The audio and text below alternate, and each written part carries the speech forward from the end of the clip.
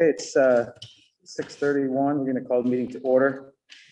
And we're going to have a sort of a brief departure from the agenda. I think we'll take up, the first issue we'll take up is Judy and I received a letter this week from Matt Manning tendering his resignation from the school board. I will read that because I think it's worth reading. Please accept this correspondence as my official letter of resignation from the Lin-Wood School Board. I have greatly enjoyed the experience of serving on the board over the last 10 years, and I'm thankful for the learning opportunities along the way. I'm honored to have served the community in this capacity and have worked alongside many great people as we did our best to improve the school and its function for the children of Lincoln and Woodstock. I'm looking forward to continuing to serve the students of the community of Lin-Wood as the next athletic director, and I think we're going to have a probably a nomination later on to vote on in that regard. But and I regret any inconvenience that my resignation may cause to the school board. Sincerely, Matt Manning. So I will make a motion. We accept Matt's resignation with regret. Thank you, Tammy. Thank you, Joe. Yeah, and I'd just like to, as the chairman of the board, extend our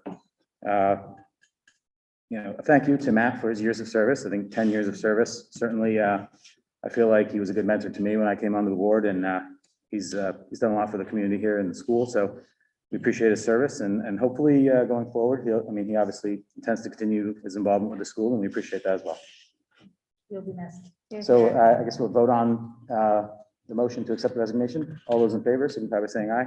Aye. Nay. And the motion carries. Thank you, Matt. Next up is the approval Before we of, move on, oh, can sorry. I ask, since we have a vacancy, will we be advertising for letters of interest? yeah, I think that is typically the standard practice. The public announcement will be made by the superintendent about a, We'll be posting that and then Yep. we'll be looking for perfect letters. And how does that work mid-season? Isn't The person who built the board chooses who the candidate they want, and then that person does it until May. I mean, March. okay? it just fills out the remainder of the year, which may be the end of Matt's 3-year term anyway, as I Right. Yeah, I think it believe is. so. Yeah, coincidentally, yeah. Yeah, so next up, approval of the minutes of May 26th of 2021. Make a motion to approve the minutes of May 26, 2021 as presented. Thank you, Tammy. Second. Thank you, Brian. Any further discussion on that? Mr. Dunn. Hearing none, I will, all those in favor signify by saying aye. Aye. Aye. Those opposed? Abstentions? Okay, that carries. Thank you.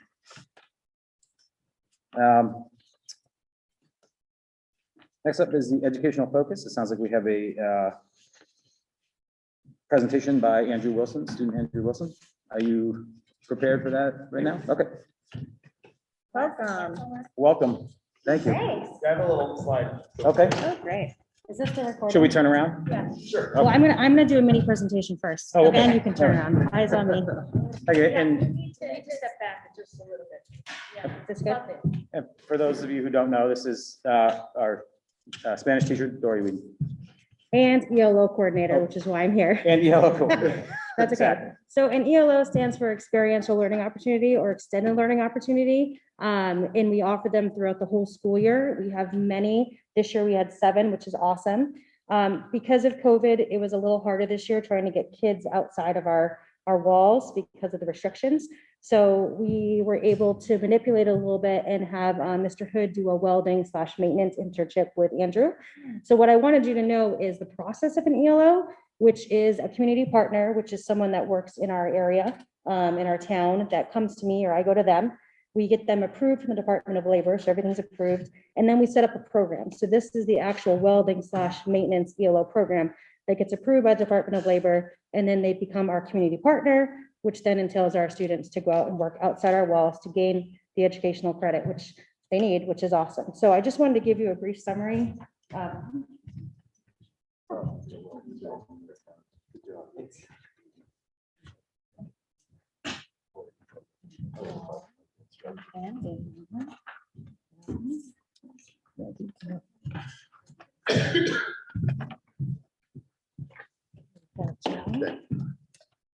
All right, so the first page is just the general description of our maintenance internship. We have many internships.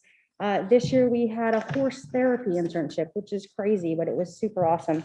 So this just gives you the general description. This gets sent to the state. The state then approves it for us. And then if you look over to the second page, you'll see all of our list of ELO competencies and standards. Because we are a competency-based education, we do require that our students meet these competencies and standards.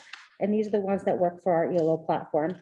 So Andrew did an amazing job. I felt like it was great to finally showcase another ELO because we do try to do this every couple of years. The last time we had, I think it was Burndy, the last time we came here to do it with a different ELO. So I figured this would be a great time to show you guys another example of what Lin-Wood does a great job at. So I present to you, Andrew. Thank you. Well, thanks for having me tonight. I'll try to keep this a reasonable length. I know you have a lot to do tonight, and I can talk about this all night if I had to. So yeah, this being said, I did a maintenance and welding ELO internship with Mr. Hood. So Mrs. Whedon pretty much went into what an ELO is. We are very lucky in this community. There's so many jobs and opportunities available right here in the town. And I didn't even have to leave the building. I just had to walk right down the hall. So my ELO was focused on exploring the role that welding plays in general maintenance. And Mr. Hood was very generous, taking the time out of his day in order to work with me, be my advisor. So the skills learned, we'll just run through all this quick. The welding, there's so many skills of welding. You can't learn them all in a year, but we tried to run through as many as we could. So flux core, wire, feed welding is the easiest. That's what most kids learn in small engines class. You pull the trigger, the wire goes out, it goes. It's fairly limited in its capabilities, but it's great for most of the things we do around here. And then stick welding, that can do mild steel, high carbon steel, stainless steel, even some aluminum, which I haven't gotten around to trying yet. That's my favorite type. It's old school, simple, stupid. Brazing, we did a little of using propane, mac gas, oxyacetylene, and of course, oxyacetylene cutting of steel. And then some cutting, grinding, and drilling as applicable to the projects. And Mr. Hood also taught me a bit about metallurgy, which is the composition of metals. Not all steel is created equal. The different compositions of, say, carbon and other elements really have to do with the properties of the steel. And we learned all these all while completing projects that have real world applications. So we'll go through a couple of them. There's too many to count. So this picture I like to, I just tried to experiment. These are all different stick welding rods. I tried to experiment throughout the year with as many different techniques and equipment as possible. So we have, on the left is all different types of mild steel with different types of stick for stick welding. Then on the right, I tried a little stainless steel. Didn't come out great, but I just really wanted to expose myself to as much as possible while I had the resources with me. So the major projects we did this year, this is the big ones. We made a riding mower we made a weed whacker attachment for the school's riding mower, made a log winch, we made a catapult for physics class, all out of steel, a tractor spade, which I have here, we'll go into that later, a skiing reel, snow bucket, extension, receiver hitch, clevis, and grab hook. I rebuilt a roof rake. We are currently rebuilding a tractor bucket, and I also did some independent projects throughout the year. So the mower weed whacker, this is the first thing we did. These pictures here are in its incomplete state. The 3D model on the left shows how it essentially mounts to the frame of the mower. There's a weed whacker head on the end, and you can raise it up and down with an electronic actuator that feeds into the mower's 12-volt system. It will also be able to swing back on a spring in case it hits anything. So this is all built, not all components are shown, and we just have to wire it onto the mower at this point. The log winch. This is something we built to go on the back of a tractor. It fits on the 3-point hitch, and there will be a pulley mounted to it, or a winch and a pulley system. So you can hook it onto the back of the tractor, hook it onto a log, and then raise up the log. And the big plate is to protect the tractor in case the log were to lurch forward. The catapult. So, as you probably know from Mr. Webster's physics class, one of the assignments is building a catapult. It has to launch a tennis ball 5 meters. There's a target, and you want to hit the bullseye. So I said, why not make it all out of steel? So I did, there it is. My favorite thing about it is you can see on the pictures on the left, you can adjust the tension. There's a threaded rod that runs the length of the machine. You can put a ratchet on the nut that's welded on the end, turn the rod, and then the spring is attached to a different nut that's locked into place via a rail. So you can actually adjust the tension of the spring just with a ratchet. So I was able to dial it in and hit the bullseye right on the 5-meter mark. And I still have this. Tractor spade. This I have right here. This was the only thing light enough for me to carry down. I didn't want to bring anything else. This will go on the front of a tractor bucket. We built this specially for the ditch that runs the length of Lin-Wood Drive. That will fill up with debris and sand and leaves. So instead of having to clean it out by hand, this can just go on the tractor, back drag down the whole thing, and get it done much quicker. Skiing rail. So I had to go into quarantine twice this year, but I was still able to continue my ELO. Mr. Hood was able to deliver me some materials, and I actually have my own little welding machine at home now. So I made this, and the standard, I have a few standards sprinkled throughout here. This was the first commissioned project I did. There was a local mother whose son wanted a rail for their birthday, so I got the rail together. And of course, didn't use any school resources. This was all either my or Mr. Hood's materials. It came out, I think, pretty good. I was happy with it for doing it all at home. Snow bucket extension. So back to improving things in the school. As you'll probably see Mr. Hood out in the mornings in the winter, moving around the snowbanks. So he does it in his bucket, and he had the problem snow was falling over the back of the bucket onto the hoses of the tractor. So we built this expanded steel sheet that was welded to the top of the bucket to essentially keep the snow from toppling over the edge. So it's pretty simple, but it's worked and increased the capacity of the bucket. It's not quite doubled it, but pretty close. Levis and grapple. This is the first one. People like them, so I ended up making 2 more. This just fits into the hitch of the truck, and there's a grab hook on top for a chain, and then there's also a clevis to put the chain through or put a towing strap. And I did end up, for Kink Connection, Mr. Adams wanted to see a few ELO projects, so I did make a few videos of what I was doing. We won't watch the video, it's too long. But I made the video and people liked it, and I actually got 2 orders, so I just made 2 more this week. The roof rake, some people get a kick out of this. So of course, we got a thick crust this winter. I'm up trying to crack the crust up with my roof rake, and I snapped the aluminum shaft. So I'm like, okay, I'm too cheap. I don't want to go buy a new roof rake. So I got a pipe, bent the pipe, and ended up replacing all the aluminum components out of steel. And it's a little heavy, but it'll chop ice, no problem. And I made another video about this. There's some other junk I broke that I also fixed in the video. And some independent projects. So I got my little welding setup, just a little MIG welder at home. On the left, I added some angle iron to a grill cart for a Chief Moorhead. This was the first project I did at home for someone else. And on the right, some Lin-Wood axes. At our first ski race, of course, COVID, we have to be socially distant. They have different signs for all the schools are around. And Mr. Laux just makes the comment in passing, oh, it would be cool if we had a Lin-Wood sign, 2 axes crossed. So I had some axes that I believe Doug Moorhead gave them to me. Someone gave them to me. So weld them together, wrote Lin-Wood with the welder bead, stick it in the snow, and we're the coolest school there. So some more independent projects I did. Once you start welding grab hooks on things, it's really hard to stop.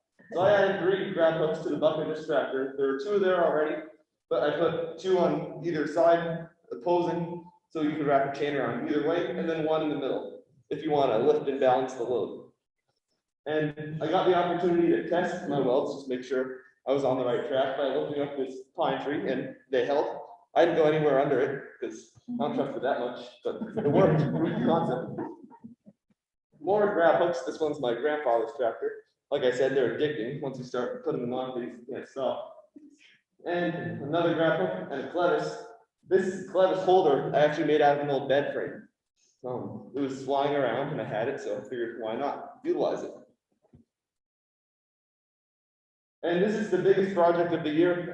We're still in the middle of it. Mr. Hood had an old tractor bucket that he had used for snow, and the bottom of it wore out and was broken. It was in an unusable state.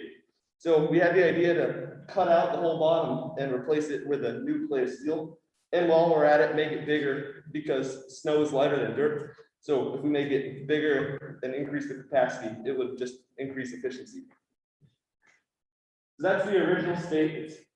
It's standing up on the floor, so I flipped it on its side, the picture, so we can see what it looks like more. So the first step was cutting off the bottom.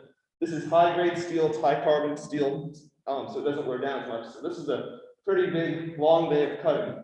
To get that off, we use the oxyacetylene torch. So I skipped a couple steps. I didn't get pictures of everything. The next step was adding on the bottom plate. It's instead of using mild steel, we use grade AR 400. That means abrasion resistant grade 400. It's a higher carbon steel. It won't bend as easily, but it's very strong and won't wear. And then in this picture, we wanted to make the sides bigger. So I made some cardboard templates just to get the curves and the sizing right. So the new sides, here they are positioned in place. This is before I welded them, just right after I cut them. And then, again, skipping a couple steps. After those are welded on, this step is key. It's called hard facing. So of course, moving snow around in the parking lot, you're dragging the bucket over the pavement again and again. And even steel is going to wear it down. So the solution is, this will be on any piece of equipment, hard facing. This is 1 grade higher steel, very strong, very wear resistant. So adding strips of that along the bottom, well, those will wear down before the bottom of the bucket itself wears down. And this is the last picture I have of this project. We're just about done hard facing, and the next step is to add a cutting edge and then paint it, then it'll be ready for service. So another highlight, this isn't really a project, but a few times I had the opportunity to sit in on the middle school small engines class. And there's a few middle school students who are very motivated and want to learn new welding techniques. So I taught a few of them to stick weld, and then we're working on a few projects together. This is the second Clemson grab hook, and that's Andrew Morris welding on the left. So moving forward, so we still have a few projects to wrap up. And then I have some ideas of my own that I want to try to do this summer. On the left, I was experimenting a couple of weeks ago of how good I could get with running the MIG beads. Can I make it accurate enough to make a font? So I want to keep practicing, and then I can make signs, plaques, whatever. And then on the right is we have a friend of the family who would like a grapple for their tractor bucket.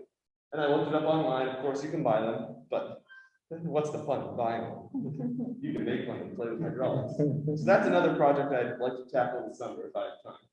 And then next year, I plan on attending the CTE program up north. You can actually roll out of there with a certification if you do it right.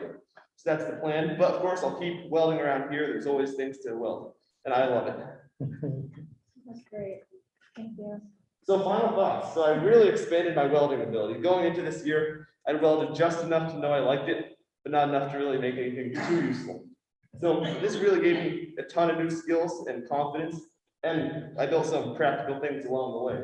So I really can't say enough good things about this ELO program. Of course, Lin-Wood Small has limited class options, but you can do really anything you want in this program. You can take something that's an interest in the back of your mind and explore it enough to maybe even make it your career. So I want to say a huge thank you to Mr. Hood. He's a very busy person, and he took the time out of his day to work with me and do these projects. And thank you all for your time.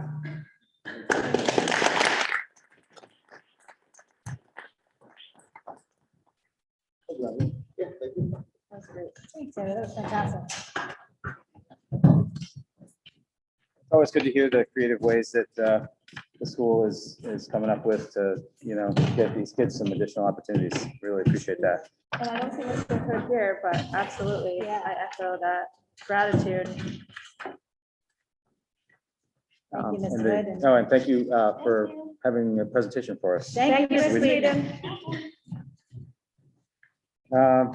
Next up on the schedule is the 2021-22 school year reopening plan.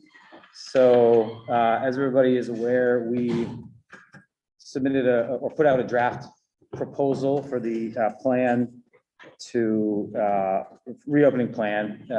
We already had a reopening plan in place, obviously, because we were open the entire year for the most part. But because of some restrictions tied to accessible government funds that we may be able to utilize. We needed to have a plan for the a plan in writing, and that needs to be submitted, I believe, on the 23rd of this month. Is that correct? Yeah. So part of that process is getting public feedback on the submitted draft proposal that went out last week. I think everyone here had a chance to look at that. There was a couple of updates, and did these get pushed out to the public yet? The updates to the plan? No, they have not. Okay, so for you folks that had a chance to look at it, I know you guys all probably got it off the computer, but there was a couple of quick additions to the plan on page 5 of the plan on the communication section. We added Lincoln Woodstock Cooperative School District Pupil Services Director Georgia Karen and her contact information. So that's one of the changes. As far as, I think the only other change is on page 9. Page 7. Page 7? Yeah. Oh, yeah, vaccinations. sorry, We had to yeah. give information on where or how to get Yeah. vaccinations. what's So available. towards the bottom of page 7, that there's basically just resources for where individuals that are looking for vaccination sites can find that information. And then on page 9, there is a section added for children with special needs. Appropriate accommodations will be made with respect to health and safety for children with special needs. And if you have an issue with that, you need to contact the Director of Pupil Services. She's the one that's going to be in charge of that. And that's why we added her contact information to the communications page. So those are the changes that have been made since it was submitted last week. Tonight, we're going to open the floor for public comment on that. We'll limit public comment to 3 minutes per person as we do with normal public comment, but we'll be accepting public comment regarding the reopening plan. Yeah, the idea is that once we receive public comment, we have received a few emails. Those have been circulated to all of the board members and to the reopening committee. And the idea is that the reopening committee is going to meet again. Yes. And then we will be having a special session next week, simply for the purpose of approving that revised plan, if there's any revisions that are going to be made. But we'll have another session next week, Wednesday, we're going to try to do that remotely. Is that, or can we not do You that? won't be able to do it Okay, remote, we'll have to do it. so just Yeah. have to do it in person. We'll have a short meeting just to vote on the approval of that plan. So I don't know if there was anyone on the board that had any comments they wanted to make before we open the floor to public comment. I'd like to hear the public comment first. Okay. All right. Anyone else? Does anyone else? Okay. No, hearing none. Then I guess we'll open the floor to public comment. If you have a comment, just raise your hand. We'll call on you and you can come up and just come close enough so that the weird owl shaped thing can pick up your voice. State your name. Yeah, and just identify yourself. So, Ms. Barnaby? Sure. Where do you want me to stand? Just close enough so that's fine. That's good. Okay. Yeah, just so that we can hear you. And if you don't mind introducing yourself, so Okay, folks will. I'm Amy Barnaby. I have a daughter in 5th grade, 1 homeschooled and 1 graduate. So I love that what Andrew said is that one size doesn't fit all, and he was able to make a choice and do this other stuff. And I really believe that that's what we need to do. And if I'm understanding and reading correctly, the reopening plan doesn't allow mask choice. It's still on the buses, in the hallways, in the classroom with an arbitrary 3 feet between students, and around the class you wear your mask. So throughout New Hampshire and in the United States, there are fights going on at school board meetings. There have been some really heated meetings, and parents are speaking up and they're saying enough of this. The curve has been flattened, the goal was set, and we've done it. So now the kids need the mask to come off. So I like that the reopening plan is more flexible and allows for, in the classroom, recognizing, let's get them 3 feet apart, let's get them out of the mask as often as possible. And I believe if you knew the dangers of the mask that I've been reading about, that it's censored because it's labeled misinformation by Twitter, Facebook, social media, and any other number of Google and others, that you too would start questioning this and you would realize that we're abusing our children by putting these masks on them. This stuff is really scary that's coming out of Canada, and I'll read that in a moment. So I have to believe if you knew that you would too take a moment and say, this isn't a neutral thing. This isn't just put the mask on. Let's just get through this, that it really is more than that. Really. Mr. And we PJ, don't, could you get off your phone and pay attention if we're speaking, please? I'm listening. we don't know You the worry about what I'm damage doing. that we're doing to the children. We don't. We also don't know the long-term effects of COVID if our children get it. You know, the pulmonary things, whether it's COVID or whether it's from breathing in asbestos-like toxins all day. We don't know. So masks are not neutral. They're dangerous, ineffective, and they're unconstitutional. So why don't you know? I already said they're being censored. And if you're not following the accepted, like wear your mask, don't question it. Recently, Governor DeSantis in Florida, he had a roundtable discussion because he wanted to talk about the use of masks in schools. What's the efficacy? What's the best practice? Should we be doing this? It was pulled off of YouTube within 24 hours and said that he was pushing misinformation. These were healthcare professionals, scientists, people who maybe had a different opinion, but science should be about discussions. And if there's no discussion in science, if there's no peer review, it becomes propaganda. And if we can't question that, we should question the science. So real science can handle questions, and our students are watching, our children are watching, and they're asking us questions. Oh, I hate it, you know, it's in my mouth. So I just 20 wanted to seconds. read a few other expert opinions. This is Professor Martin Koldorf, professor of medicine at Harvard University, and he said regarding masking in school, children should not wear face masks. They don't need it for their own protection, and they don't need it for protecting others. The asymptomatic spread that we were told is why children wear masks, who are very low risk. In Fauci's emails, if you read the 3,200 emails that were out on a FOIA, he states Sorry, in Ms. there. Barnaby, Jay, the time has you expired. you can't limit her. You- You can't on We public have it, comment.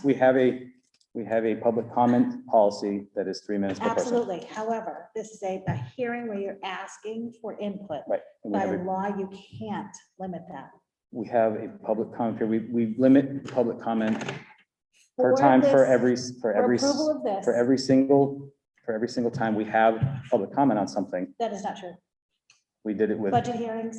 we did it with the school budget hearing. hearings, You can't. It's not Okay. legal. Well, we're gonna apply the normal standard public comment time limits.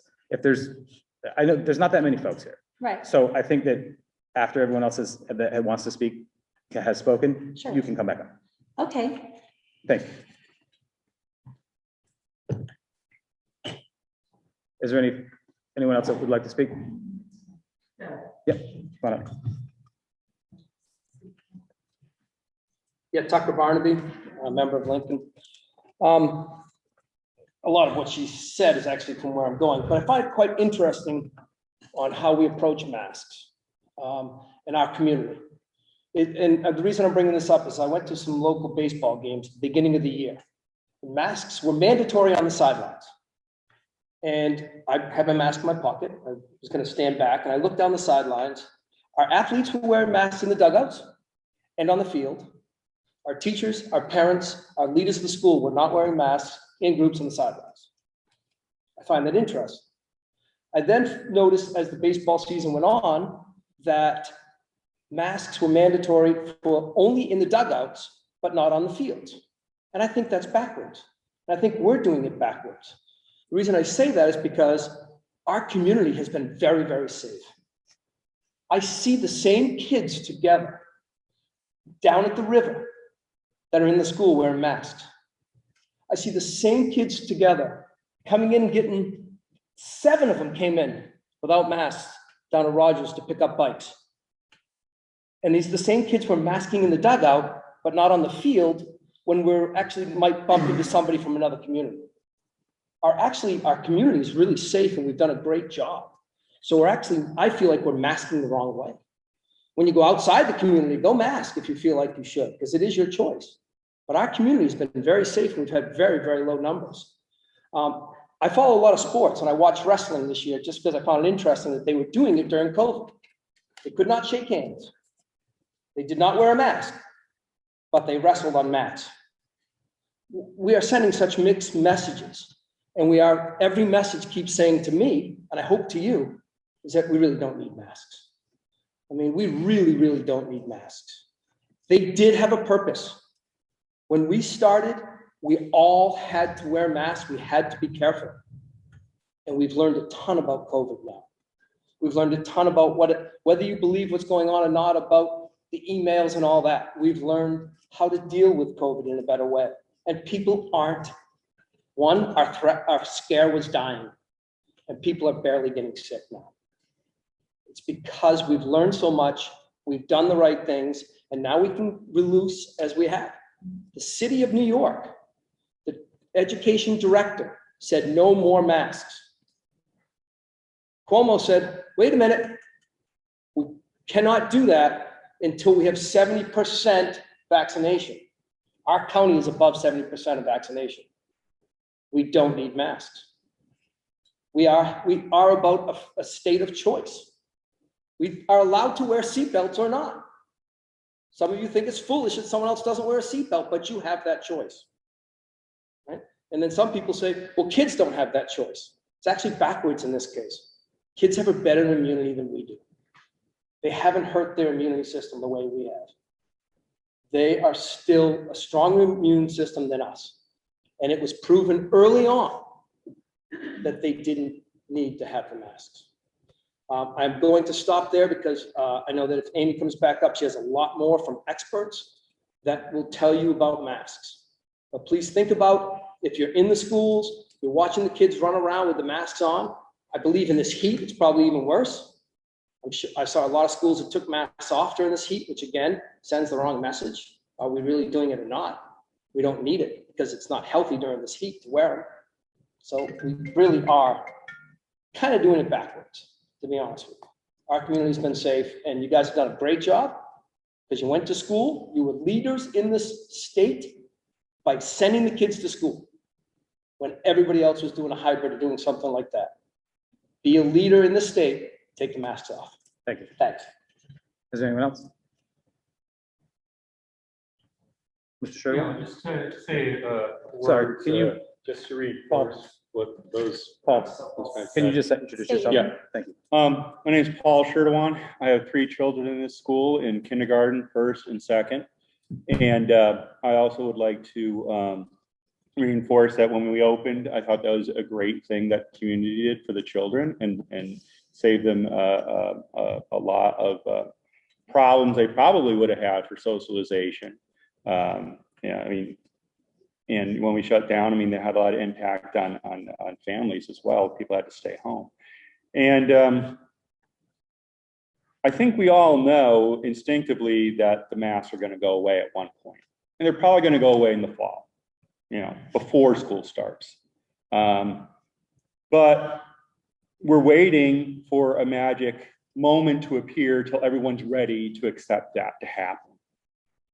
And it's a little disingenuous to have this conversation, not have an honest conversation about what is preventing us from not doing masks. And if you follow the media, you follow the science, we're 70% vaccinated. I went on the CDC website. When you put in what's herd immunity, we have achieved herd immunity in this community. Absolutely. When you look at the CDC website, they give you 15 examples of situations, whether they're concerts or restaurants, and every last example, they show you whether you need masks or not. And they say, if you're fully vaccinated, you're green on everything. So the CDC says, absolutely, no one needs a mask in any situation, unless you're a lawmaking body that can make your own laws. But we aren't listening to the CDC that says there's no situation where you don't need a mask. And that's all I got to say. Thank you. Thank you, Paul. Any further public comment? Ms. Barnaby, you can return to the microphone if you. I just want to read this quote. Do I need to reintroduce myself? No, that's fine. Okay, so I just wanted to read this to you. This is regarding the toxicity of masks that are not FDA approved and not used for medical uses. This is from Health Canada. Reports are that for a while now, some daycare educators had expressed suspicion about the masks, which were causing children to feel as though they were swallowing cat hair while wearing them. We now know that instead of cat hair, children were inhaling the equivalent of asbestos all day long. It appears to be a substance known as graphene, which is indeed alarming in that the SNN 200-642 masks that were being used all across Canada in school classrooms had never been tested for safety or effectiveness. This is indeed a catastrophic failure by the regulators, as these surgical face masks are linked to early pulmonary toxicity. And in addition to that, several dentists, I think it was in the Journal of Dentistry, and Dr. Paya Gandhi, she is a pediatric dentist, and she said that masks cause you to be a mouth breather, not breathing in through your nose, which leads to dry mouth, which leads to increased cavities. So even if you are replacing your mask, that's the only way to really have it in total sanitary conditions. Take your mask off, put a new one on, a fresh one every few hours. The kids are sweating on these. They come home, you look at the inside.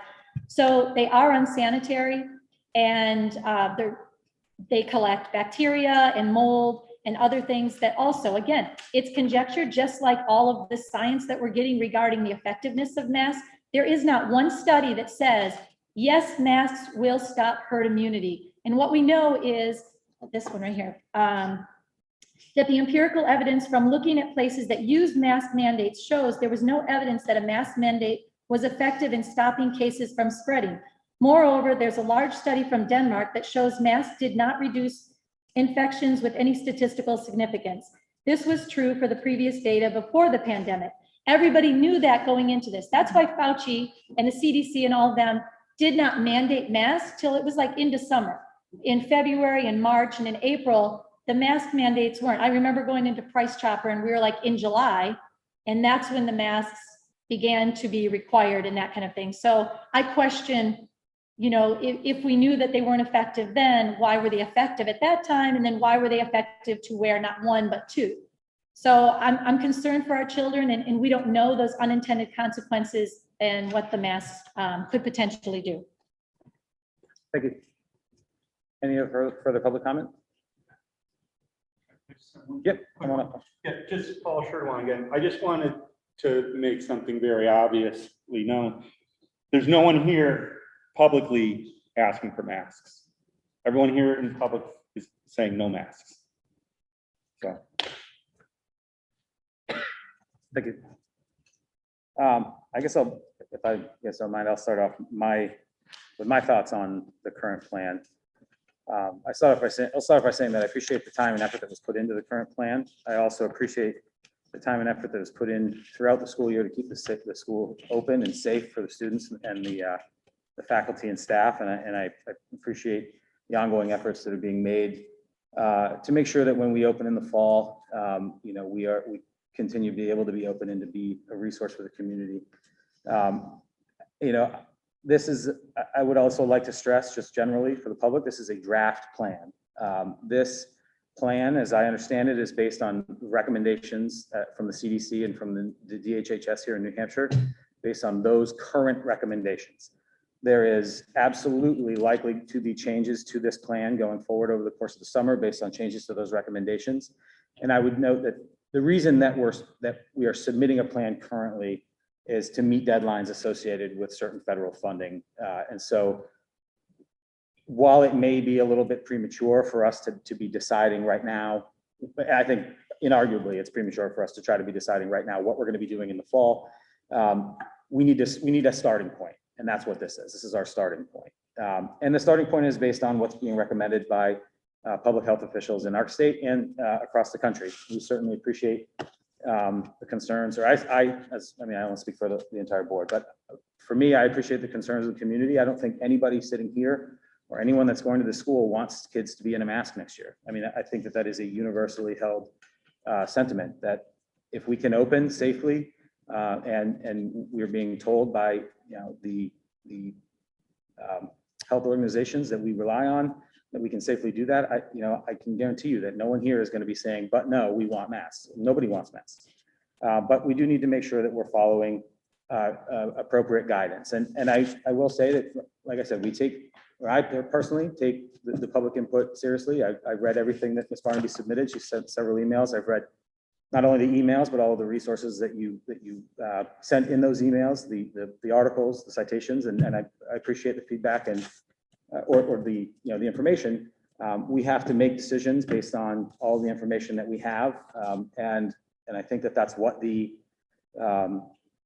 reopening committee has done. They've taken the recommendations that they feel are reliable and that we need, and have crafted a plan, at least a preliminary plan for reopening. So, my opinion is that I think it looks like a good plan to me. I think that we need to obviously remain flexible, as we have done throughout the year, to changes in the recommendations. And I certainly believe that that is the plan, at least in speaking with the superintendent, that the reopening committee is going to remain open to changing whatever aspects of this plan are need to be changed going forward. So that's it.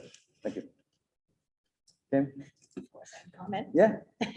I would like to discuss the summer program with masks. It's a limited students, limited occupancy of both buildings for the summer programs, the extended learning, summer learning programs. And a lot of times with those, and having a few kids that have had to do those programs, they do a lot of it outside as much as they can, weather permitting. And that's from the kindergartners right up through the high school. As much as they can get outside and do it, they do. And it's not a full classroom. You'll have 2 or 3 kids in a classroom, sometimes more, but normally it's just a few kids. I think we should suspend or make the masks optional for the summer program, and then revisit it again in the fall and see where we're at. And if in the fall we need to go back to mask mandatory, then we do it. But I don't think it's necessary to do that for the summer program. I just don't. If we're gonna have a full school and we're still not sure, that's different, but we're not. It's limited occupancy of both buildings in the summer, and they do most of it outside. I'd like to see masks optional for the summer program. And I don't know how the administration feels.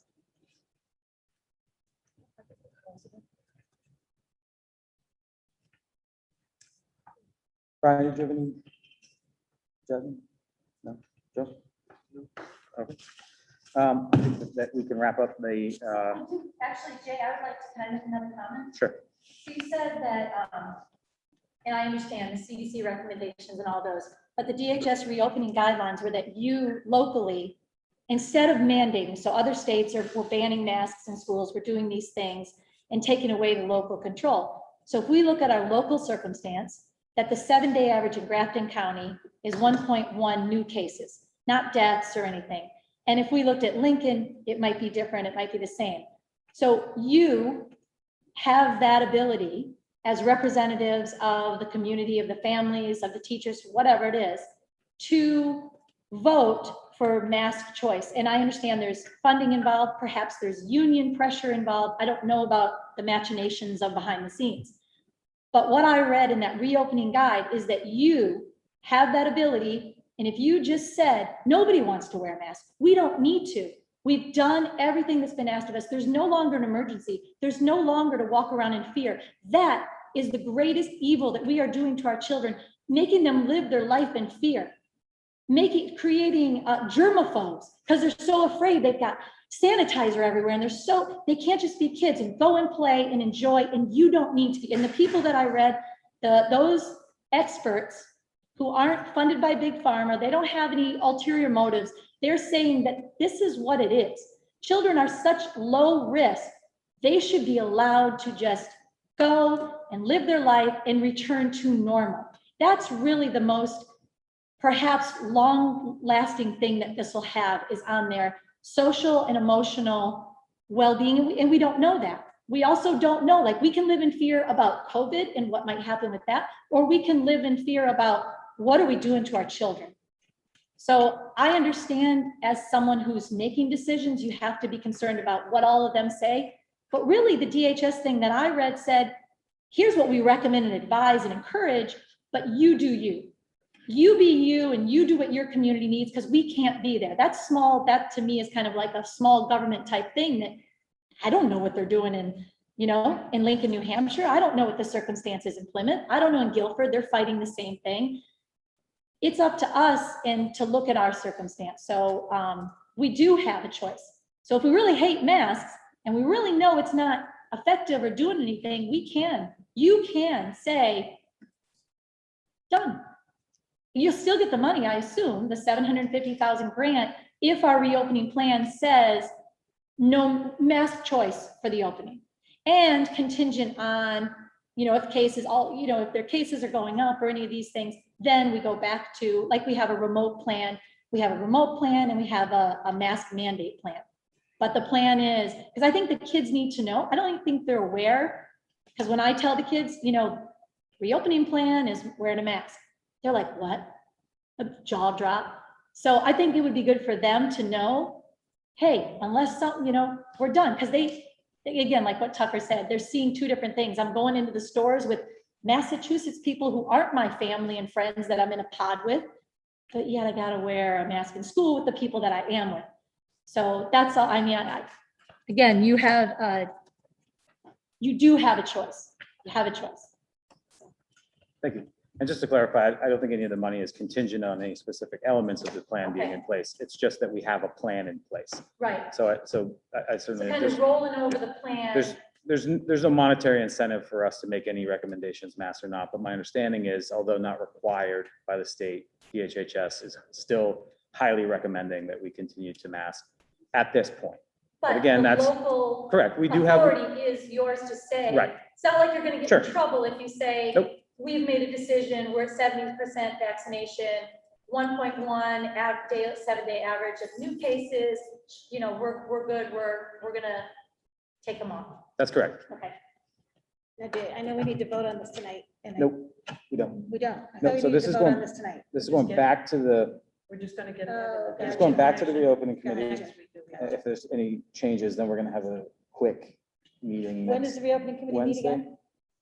Just, We're just gonna, we haven't set a date for the reopening committee. But we'll do it before next week. And did they get access to the feedback from the public? Or will you just relay that to them at the We'll meeting? relay that to them.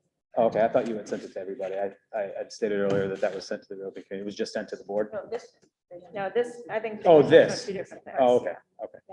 Just the feedback. As it is going back, I do kind of agree with Tammy, maybe testing the waters, however we want to look at it, turn it, but for the summer. And I guess something that maybe the reopening committee can explore. No, I'm just saying. Yeah, I think like that is a good valid point, like keeping our plan, but maybe it is a way to And it's fluid. I mean, ease into it, and we can go back, which I think has to be understood, is that we can go back and forth at any time with any of these decisions. right, it's a fluid plan. If we are a week into the summer program and it's obviously was the wrong decision to make, it can be changed like that. It doesn't, it's a fluid plan.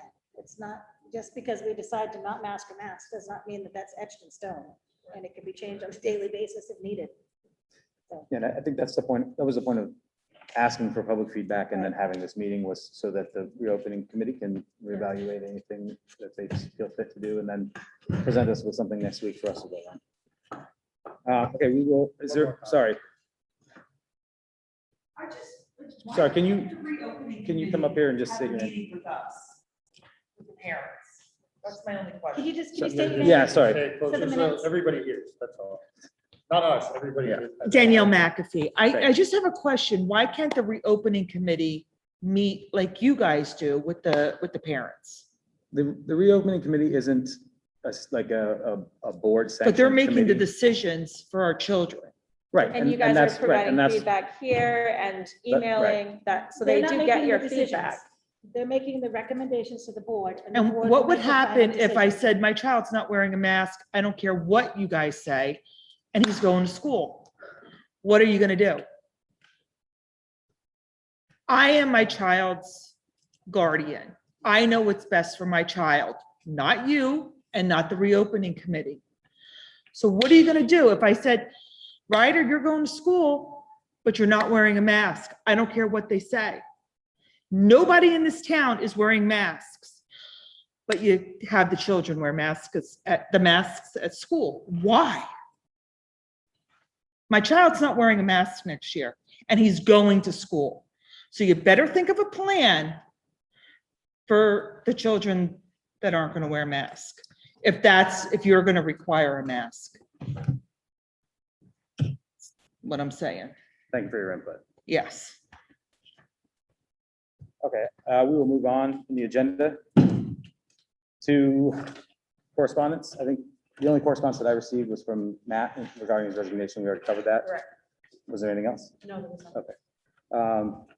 Deb, business administrator's report? Yes, in the packet, I put a summary. I wanted you to get a summary of the grants that we've had so far related to COVID-19, just to make sure it's clear. So again, in the beginning of the year, we got the CARES Act, or S1 now, $69,000, and that was mainly spent to reopen our schools. That was to get the PPE, cleaning supplies. We had some positions like bus monitors, food delivery, some extra custodial staff, technology, a remote teacher. So we, again, got us open. We did some facilities upgrades. And then we got a little bit more money so that's all been spent. We got the supplemental public school response money. And that was only through December 2020. That was another $54,600 again. Included a lot of the same stuff to fund some of the positions that we had to add this year because they were not in our budget to keep our schools open. We had some tent rentals, things like that. So now we're getting more money. So the $232,000 that we've been talking about, the ESSER 2 money, and there's a lot of guidelines. So this is all federal monies, but it comes to the state. The state then allocates it out to the schools. The state is trying to decipher all of the federal rules and pass that on to us as to how we can spend the money, the requirements, like having a reopening plan for next year, things like that. So we have the ESSER 2 money, that's $232,900. And now we just received ARD ESSER monies. It will be a total of $523,000, that piece. We have not received that yet. It hasn't been fully distributed out to the schools because again, we have to give stuff to the state before we get the money. Right. And part of that is planning on how to use this money. That's a lot of money. And we'll be talking about a little bit later on the agenda. We have that on the agenda. And we'll continue to have the ESSER funds on the agenda. One other thing I wanted to talk about too is originally tonight we had the bond for the elementary HVAC system on the agenda because so that project was approved this year in March and it has a bond and there's a lot of paperwork and a lot of steps to go to the bond bank and go to the bond council because it's tax exempt bonds. So we met with the engineer the other day. We've been working with the engineer since we got the approval. And Joe and Brian and the administration, Mark, we met with the engineer and basically he is recommending, because he has been putting feelers out and recommending right now that we don't do this project right now. We postpone it to next year.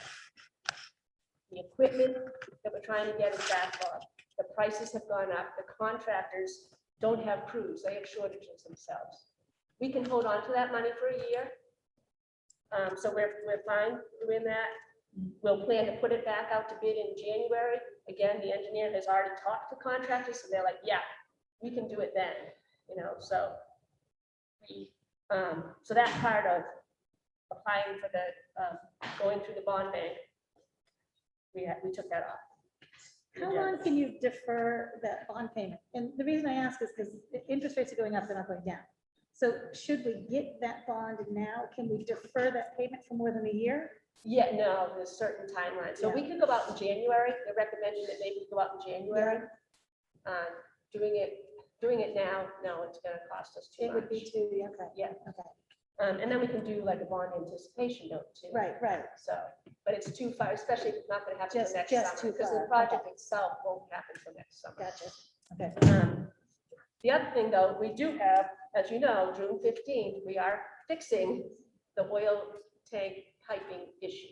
That has to get done. This, you know, so that is getting done. Because that money was in this year's budget. Great.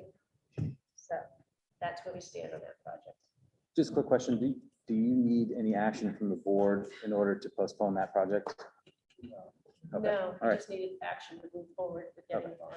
And I did notice that there was something in there about We you will- can't have any vacancies We on the board will as well. sometime next year, because the money won't be spent to the following year, we will need to encumber that project to the next year. But we gotta wait till the next fiscal year. I just kind of touching on that for the public, it doesn't necessarily mean it's gonna be cheaper. I don't want them to think that we're, like the engineer said, don't do it now, you're gonna save money a year down the road. It's right now, financially, and getting crews and equipment together based on expert recommendation is just not viable to try to get the project accomplished. Our hopes is things correct themselves, material prices go down and equipment starts to come back into play again, which hasn't, it's slowly starting, and you see it in other aspects, you know, that we're catching up with getting equipment to things and stuff. So that's the plan is that when we go into it, then also there'll be crews ready to go into these projects, which have been stretched kind of thin throughout this whole ordeal last year. Next. Is that it then? Yes. Thank you. Judy, superintendent's report. Actually, I can go over it now and then we can skip over some of the agenda items when we get to them. The easement deed situation is that the town attorney has contacted the school district attorney, and the town attorney is now researching the documents that were filed or not filed back in 2007. So as soon as he clarifies that, both attorneys agree that they have to clarify the situation from 2007 before moving forward, so that nothing else comes up, you know, to disrupt that process. So that is what is happening now, and they're keeping us in the loop. So anything I get, I will send along to the board from that. And we do have a strategic plan committee meeting coming up on June 22nd from 4 to 7. And that at that time, the committee will discuss future dates as far as that goes. The goal still is to finish this plan by the August, so that we can start using it. Where is that meeting? Here? Where is that? Yes, meeting? Here. yes, over here. In this room rather than the library like it was last time. It's not going to be in the library. I think it's going to be too Too many crowded. people yet. Yeah, there's more people coming, which is great. Yeah, that is good. That's what we want.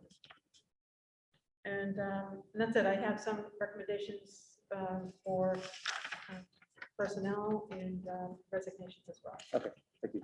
And Mr. Privet now, principal's reports. Hey, thanks for having me. As always, I just want to, wish our students and teachers the best, because they've been troopers through all this and showed immense flexibility, compassion, and the ability to adapt. So thank you to all of them. And then congratulations to our seniors who will graduate on time. They're persevering, and they were happy to have their prom. And we also had booster sports awards, which they were a very big deal. And the students who were seniors, what a great group of kids. They're going to be missed truly at the school. Dan Adams was our booster of the year for his efforts for bringing live sports to the community, and for being Johnny on the spot with basically anything you needed technology wise. Testing is just about completed. I think we have about 99% of the kids testing for state and local assessments. We're starting to get back preliminary data, and we'll be going through that on the service days. Graduation again is this Friday. We will be setting up seats for those invited only, but there will also be standing room only opportunities for people, which will be clearly marked off. What else? Along with continuation for the 8th grade, that's Monday at 7 p.m. The school's also looking to bring a polybath conference to be held at Lin-Wood this summer for teachers. She is a social, emotional, and instructional leader pretty popular within New England, and we'll be bringing her in. It looks like we have about 13 teachers that are going to be participating, including administration. Boys and Girls Club. Well, Boys and Girls this summer is going to be operating during the months of July, and it's not too late to go see Mr. Laux or Ms. Corilla. And then what I really like to do is extend a big hand to our substitute teachers as well. They've been very flexible, and initially at the beginning of the year, they didn't really want to come in, but obviously as things have toned down a little bit, they've been bounced from teacher to teacher for coverage, and been very enthusiastic about it as well. So I want to make sure they get recognized as well. And we will be doing summer school this year, middle school and high school. This isn't the ESY program. This is based on kids not satisfying competencies. So we'll be doing that this summer. It looks like the high school will start just about immediately after school is over, and for middle school, it's going to be after the 4th of July. Thank you, Mark. Committee reports. I know the policy committee did meet tonight. Yes, we did. I have had to resign as policy committee chair because I have a new role at work that's going to keep me really late on unpredictable nights, and I don't want to be unreliable in that way. So I have volunteered Ashley because she's not here. Are you going to remain on the committee though? yeah, Oh, okay. I'll be on the committee. I just don't think it's appropriate for me to be chair. So, which brings us to me. For second reading, we do the second reading before we present the first reading, correct? Okay. And there was only one policy that we sent back for first reading. Right. All the rest of them didn't have any other additions or corrections that were recommended. So I will just make a motion to approve policies AC, ACE, ACD, ADC, BGAA, EEA-R, EEAA, IHBH, IKE, KEE, JI, JIC, JICC, JICC-R, JICD, JICDD. That's not still on there, but that one still needs to go to first reading. Okay, JJIC, JRA. And further to, Whoop, can we just do yes, one? Yeah. that So- was my motion. Okay, so do we have a second on that motion? Thank you, Brian. Any further discussion on the withdrawal of, or sorry, on the approval of the listed policies? Okay, hearing none, all those in favor signify by saying aye. Nay? Okay, I thank make you. a motion to withdraw policies BG, BGA, BGB, BGC, BGE, GBED/JICG, JIA, JICI-R. Second. Okay, thank you, Joe. Moved by Tammy, seconded by Joe and Jasmine. But any further discussion on the withdrawal of the listed policies? Just to clarify, the one that has the two headings, the tobacco, is that one of the ones that is just up in the handbook in a couple of places and we're consolidating? Correct. All right, thank you. All right, any further discussion? Hearing none, all those in favor signify by saying aye. Aye. All those opposed? Motion, both motions carried. Thank you. And there was one more for first reading, right? There's a whole, Oh, sorry, where is that? Do you want to go over the one that we just that one. Yes, They're not on the agenda, so. it is, oh, they're not on the agenda, okay. Yeah. That'll be Well, next week. No, it's fine. We can do it. Yeah. Or did we get a copy of them? Well, Sharon, did you make copies of the front page of that JICI-R? I did, and I handed that out. You should all have I it. think the one that we got was the electronic device. Student responsible use of all electronic devices, Right. correct. And The then, only addition that is different from last time was the the word high school on the top line, and then that little paragraph for middle school students. You want this, okay? You see it? I thought I had it right in front of me just a second ago, so. And then was there going to be comment on that policy? There was a comment on the policy, I don't think. I think that Jay asked for more input on how that pilot plan was going. That pilot, with the Middle school? yeah. That's all. So I didn't know if you could add to that. How did It goes go? great. Last year, it was excellent. Kids knew the expectation. They followed it and not a whole lot of issues. This year it kind of carried over. Same thing. Kids understand, not a lot of issues. You get a little bit more because I think we have a little bit more free time outside. I'm not gonna say free time, but like recess and lunch, and they're even out there in the class time.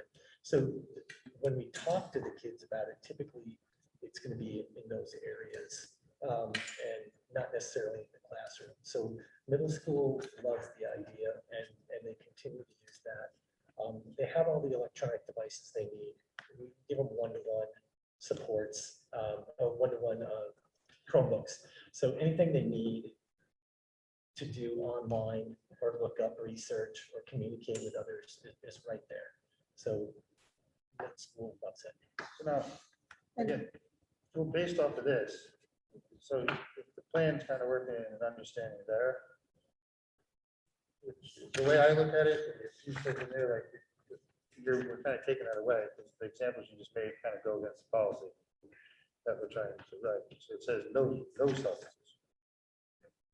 So I almost It's feel like, prohibited from using unless under the direct supervision of a teacher. for but he says extracurricular there's purposes. opportunities, so if the kid's outside and he's not really affected by anything, and if someone wants to come down on him, they can say, this is your first offense, and then second. I mean, I'd almost feel confident, and I think it's a mark thing, like, to move it to the same level as the high school and just monitor in the same fashion as the high school. I don't know if that's too much freedom, but at the same time, it still falls under, the high school one comes under breaks before school, can't use it during school, use it after school. Designated that's- areas. Isn't that where we were? And That's where we were, and then we were going to Middle school was prohibit for middle pilot. school. So it sounds like But what I'm saying is then, like Jay said, he did this pilot thing to see what the kids were doing, and so he says the kids are doing good, and then it looks, the way I read it is we're taking away all the stuff the kids are doing right now. And I'm probably wrong, but what you no, it said does say. is that it works good, but we're gonna say middle school students are prohibited from using cell phones and cell phone paraphernalia during the school day unless with permission and under the direct supervision by a teacher or for educational purposes. So kids outside, because they've got more freedom and they're utilizing their phones, they're actually they're violating regs. And that was part of the concern that I had last meeting, was that it didn't sound like what was happening on the ground was consistent with the policy that we were being asked to look at. And so even in the high school, there's some pretty strict regulation of cell phone use that didn't sound like, based on what you were telling us, was being followed even in the high school. And the type of activity that you were describing didn't seem like anything that we needed to be concerned about. But one of the things that I wanted to be sure of was that we're not putting in place a policy that we're just not enforcing. And maybe what we need is a policy that more clearly reflects what we are allowing, because obviously if we're allowing it, it's been determined by administration that that's acceptable and not interfering with the educational environment. And so can we craft a policy that reflects reality of what we've decided is okay here? And that's sort of on you folks to give us a better picture of what that is, because you're here day to day. But, I share Brian's concern that if we're gonna have a policy, we should be enforcing it. So if it says no cell phones by middle school students, they shouldn't be using them outside at recess or during breaks, things like that, If that's gonna be accepted, if that's gonna be acceptable, then we should have a policy that says that. Well, those episodes maybe I wasn't detailed enough, but those episodes, those are the ones where that's where they're being caught, so to speak, right? So, if they're outside and they're thumbing through something, maybe they're having a class at that time. I mean, those are the instances where I find out about it, where they're actually being caught, and those things are going on. So I do get what you're saying about something that's maybe more workable. Or not enforceable. I think because it has like 1, 2, 3 pieces, how Right. you're going to be punished for this. if the kids are being great and they're listening, if you walk over and say, hey, guys, it's time to go back in, let's put our phones away, or whatever, I don't really personally see a problem with them doing it, if they're doing it at appropriate times. That's my opinion. That's not everybody else. I think though, one of the concerns of when the middle school staff came in and spoke to us last year, maybe it was 2 years ago, one of their concerns was that the current policy as it was being applied was really difficult for them to enforce, and they spent a lot of time and effort to sort of policing kids' use and whether it was appropriate. And they felt that sort of a blanket policy that middle school students at least need to have their phones in their lockers from the minute they get to school till the end of the day, and they're not allowed to use them at any time, unless it's something, for educational purposes or for, as outlined in the policy, direct supervision and things like that. So, part of the reason they were asking us for sort of that blanket ban was to make it easier for them to, be able to figure out, who was and who wasn't following the policy, and just to say like, hey, look, that's not an acceptable use, you need to put it away, or we're gonna, you're gonna have to go through this disciplinary process here. So if we're, I think that if we're gonna have middle school acting like the high school, where they're carrying their phones on them all day and, they're sort of just using them, then it doesn't make sense to have a separate policy for that. If we think it's beneficial educationally and socially and emotionally for them to not have them during the day, then let's make that the policy, but we need to figure out how we're gonna make that the reality too, I guess. Let's go for round 3. Well, is it the policy, is it now middle school kids cannot have their phones on them during the school day, or cannot use their phones during the school day, or are they allowed to use it when they go out to the playground or the lunchroom? Or No, those are where we have to. oh, that's where you have the difficulty. So I So think we were saying, misunderstanding. so saying middle school students are prohibited from using cell phones and cell phone paraphernalia during the school day unless with permission and under the direct supervision of a teacher for educational purposes is in fact correct and should be on this policy. Yes. Yeah. And that is what we are enforcing. I think we were Okay. misunderstanding. Yeah, sorry. Yeah. And like I said, not too much of that gets back to me. Okay, the teachers are pretty much doing that on their own, and since they've done that, kids come to middle school and from year to year, once they get here, they realize that's the case now for the last 2 years. They're pretty good about it, and it does become a norm. I'm not taking people's phone for 3 days or calling people's parents about it. When you do have to talk to the kids about it, they're good about it. They comply. But once in a while, you get those kids that just want to test it a little bit, and it's not malicious. So and I don't know if it's even when you look at the consequences of some of these things, maybe they're a little outdated, need to be looked at as well, because it's not something that you have to enforce daily. But it's more or less teaching them what's acceptable in school, and for the most part, it is acceptable, or they have learned to comply with that. So it sounds like that policy that you had put in place, that one that we were piloting, has worked well. And theoretically, like you're saying, it will set them up for appropriate responsible use as a high school student. If for those first 3 years, they are, they're not allowed to use it, but they have it, and if their teacher says it's okay. And then so it sounds like the policy is correct. But maybe you said you wanted to go back and look at the consequences. Yeah. Okay. I liked the consequences. I'll tell you, these consequences are effective. Yeah. And I know that in 2 of my children, and of course, we're talking 100 years ago. But one of them, her phone ended up in the office for once, and they never had to talk to her again. My son was a little more thick-headed, and his ended up in the office for a few days, but it's effective. Yeah, we're running into that more so with the high school kids. The high school kids are the ones that are at that. I'll talk to the parents and I'll say, just don't send it with them, or have them put it in the car, or it's in their backpack for 3 days, or they can leave it at the office and drop it off with Miss Olson, and ship it to them, they can check it at lunch. Just kind of give them the little perks, so that Right. typically works. 3 days in a row, you asked a high school kid to leave their phone in the office all day. They won't happen again. Yeah. That'll be it. It was funny too, because today we had, I'm going through that process with a student right now, and they're working one-on-one with a person, and that person had their phone out, sitting over here, and the kid actually reached for the phone. So you're talking about those instances The where detox. there's, Right, right. and I will say Detox. this too, I think we need to have deeper conversations, which I tend to have with the high school teachers about telling kids to put away their phones. Again, we provide one-on-one devices, all that information.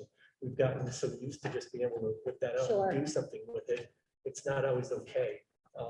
Some of them are really good at it, don't get me wrong, for the most part they are, but it can be a little exasperating Sure. for me when I go into class and I see kids just hanging out on their phones, Right. So that's me working with teachers, working with kids, I understand that. Okay, helpful. I guess I'm, in light of that, I'm comfortable moving it to second reading, if that's accept the motion to do that. I'll make a motion to do that. JICJ-R, and I will second that motion. Okay, thank you, Jasmine, thank you, Tammy. Any further discussion on moving JICJ-R to second reading? Okay, all those in favor signify by saying aye. Aye. All those opposed? Thank you.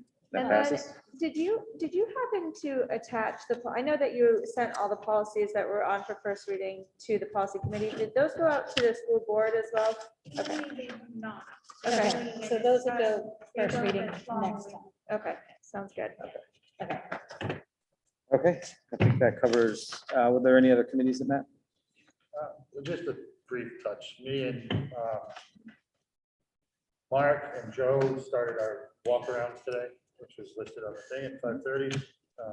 We did discuss some items that we'd like to see that, Mark do some work on and stuff towards the ESSER funds, and I'm sure he's been talking to Deb about these. Not gonna really get into it, like doors, carpets, things like that could actually move towards that kind of money. Carpets in classrooms being replaced with like solid surface flooring and stuff. We just talked about a few things in that I just wanted to so that it's on record that we only did half of like what we wanted to accomplish. So next week, if we can write next meeting, which would be a facilities meeting. Typically this time of year, there's not much to discuss at facilities meetings because we're just either getting bids or waiting on bids. And that we would prefer to just utilize that time, that hour before, to continue what we're doing. If that's fine. So you, just for public awareness, you're going to be continuing the walkthrough next We're week? gonna- Okay. Because we did about an hour today. We just barely walked out the doors of this building and the yard. And maybe we put that same time in up there and then compile it all for the next time. Okay. Thank you, Brian. Okay, so staff nominations, recommendations, resignations. Yes, I'll do resignations. Yes. We have a resignation from Kevin Lewis. He's your middle high school special ed teacher. Kevin Luce. I'll make a motion, we accept the resignation from Kevin Luce with regret. Thank you, Tammy. Second by Joe. Any further discussion on that? Hearing none. All those in favor signify by saying aye. Aye. And the motion carries. And thank you to Mr. Luce for his service to the community. He's been here a Good long luck time. going forward. Resignation from Carly Elkins.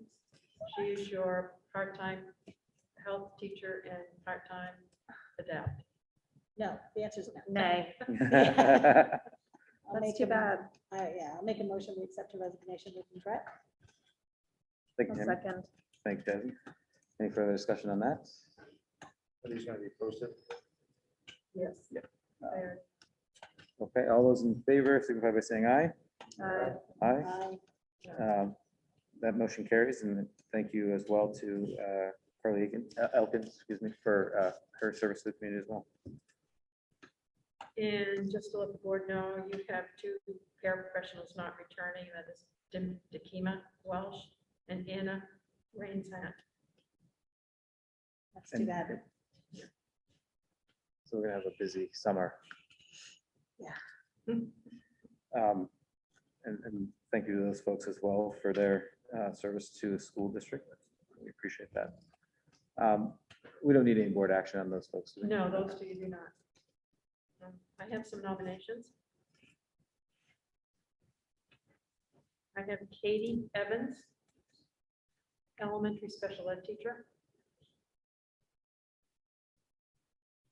Do you want individual Yes, that would- Yeah. motions? I'll make a motion. We hire Katie Evans for elementary special ed teacher. Tammy, A second. thank you, Jasmine. Any further discussion about that? All those in favor of accepting the recommendation of Katie Elkins as elementary special ed teacher, signify by saying aye. Aye. All those opposed? Is it Evans or Elkins? Evans, did I say Evans. Elkins? You said Sorry, Elkins. Katie Evans, I apologize. Too much writing down here. So that motion carries. I have Kelsey Bowden for elementary ed. She'll be taking deletion. Excellent. I'll make a motion. We hire Kelsey Bowden for elementary special ed, Regular. Regular. elementary education. A second. Thank you, Tammy. Thank you, Jasmine. Any further discussion on that? What is that position for? That's a third grade classroom teacher.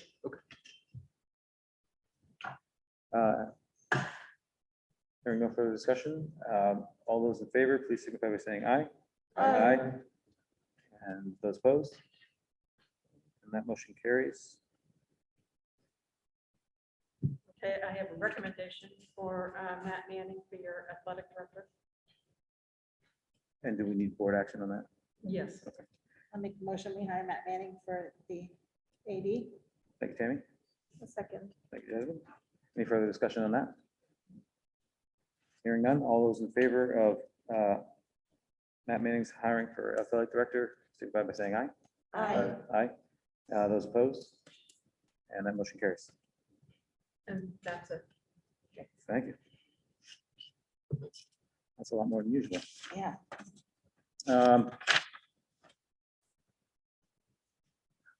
So we've covered the easement, that's the next thing. Superintendent evaluation, I'm just gonna put in another plug for folks that have not yet done that to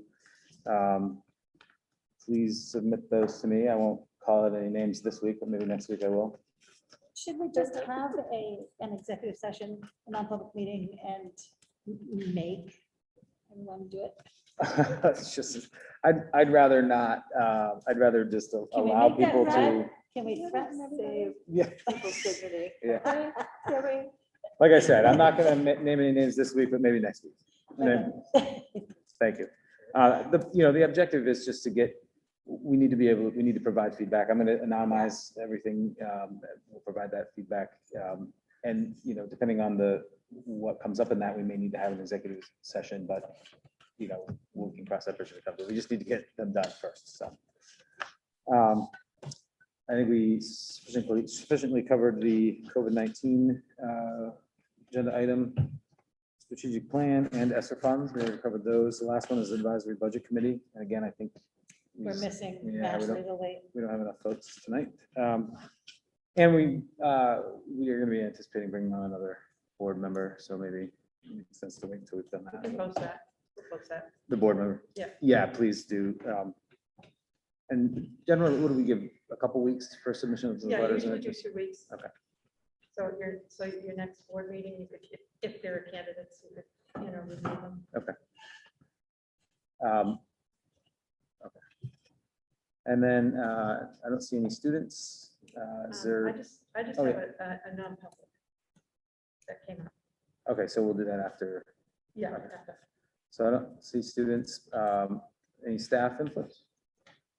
No staff input? Is there any community input regarding the agenda items we have not already discussed? So anything other than the reopening plan? Okay, seeing none? Yeah, sure. You guys, did you push the budget committee to another night?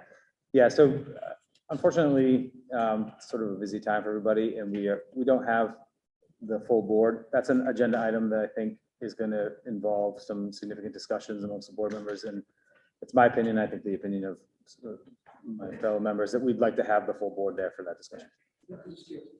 So that's still, it will continue to be an agenda item until we get to the point where we're going to discuss it. Yeah. Okay, so I will pull the board to go into non-public. Pursuant to our- Is this a vote, or can we let them know that they'll vote? Will there be a vote after non-public? Is there something we have to take action on? Yes. Yes, Okay, we will so- be coming back into public session and making a public vote after this non-public session. You want to hang out? you We're can. going into Yeah. non-public session. Once we come out of non-public session, we will be making a public vote. I have no idea on what. So if you want to hang So out you can- until after, you're welcome After you to. can If come not, back in, see what we vote on or not. It's up to you. Sometimes there's nothing, and I would just say, you guys are welcome to leave. 'cause Right. It would just have no reason for you to hang out for us Right. to close the meeting. Okay, so we'll pull the board to go into non-public. Joe? Yes. Me is a yes. Jasmine? yes. Tammy? Yes. And Brian? Yes. Okay, we'll be going into non-public. And again, we will be coming back out of So when non-public. we're for a done, bit. we'll come out in the hallway and see if anybody's waiting and let you know we're gonna vote on something.